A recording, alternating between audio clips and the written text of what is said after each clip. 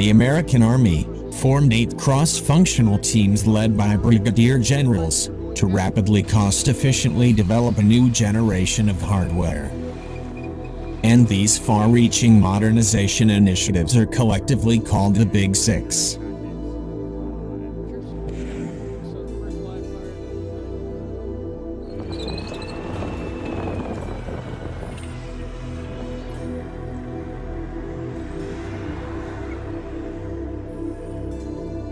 Russia poses a traditional land power challenge for the U.S. Army, with its large mechanized formations threatening the Baltics, as well as formidable long-range ballistic missiles, artillery, even surface-to-air missiles.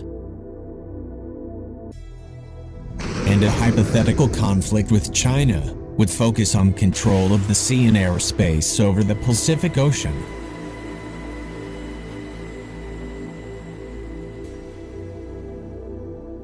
However, to remain relevant, the United States Army would need to deploy long-range anti-ship capable missiles and helicopters to remote islands, and allied nations like Japan and South Korea most likely will join of United States Navy ships.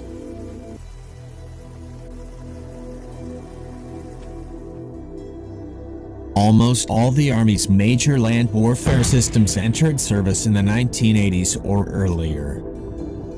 5 ambitious programs to replace aging armored vehicles, artillery and helicopters consumed $30 billion only to fail spectacularly.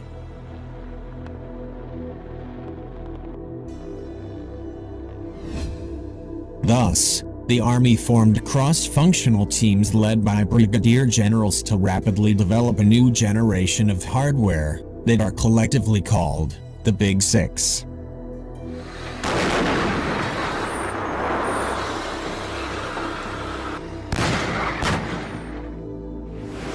The long-range precision fire.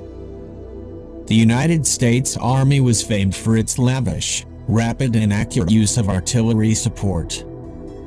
In recent conflicts, the U.S. military has increasingly relied on airstrikes and using precision weapons over artillery barrages.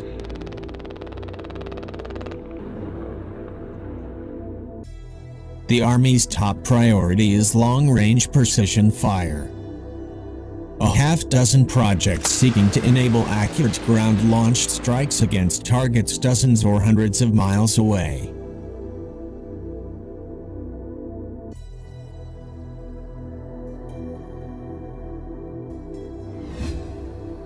And the artillery branch is other mainstay, as the truck M270 and smaller M142 multiple rocket launcher systems will receive extended range rockets doubling reach to 93 miles.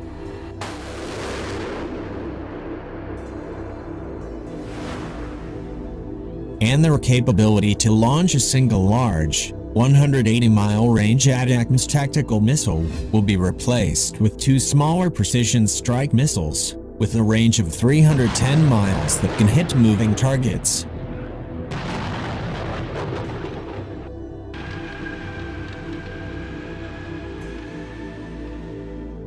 Next generation combat vehicle.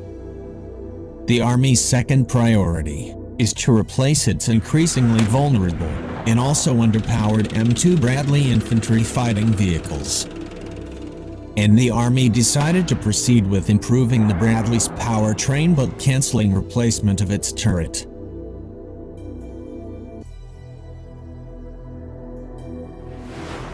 The seeks an optionally manned fighting vehicle capable of carrying larger squads, a 30 to 50 mm automatic cannon, even new missiles and active protection systems. The current competitors include the Raytheon Rheinmetall Lynx, the General Dynamics Griffin II and the BAE CV-90 Mark V.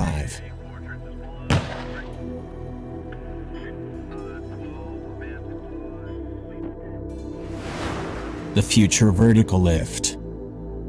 Helicopters are essential for battlefield and operational mobility. However, they are also expensive and relatively slow, 150-200 miles per hour, short-ranged and vulnerable to enemy fire.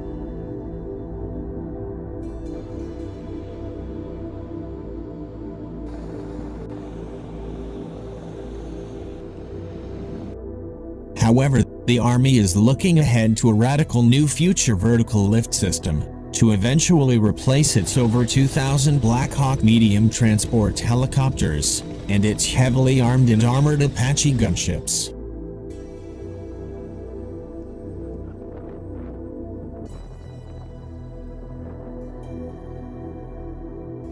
The air and missile defense. New threats posed by swarming drone attacks and proliferating cruise and ballistic missiles have made rebuilding the air defense branch a huge priority.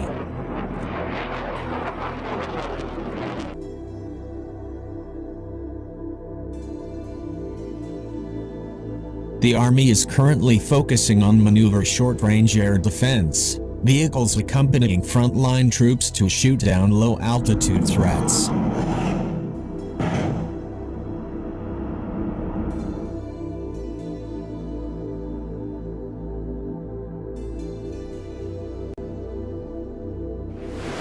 The Army is killing or curtailing 186 soldier programs and procurements.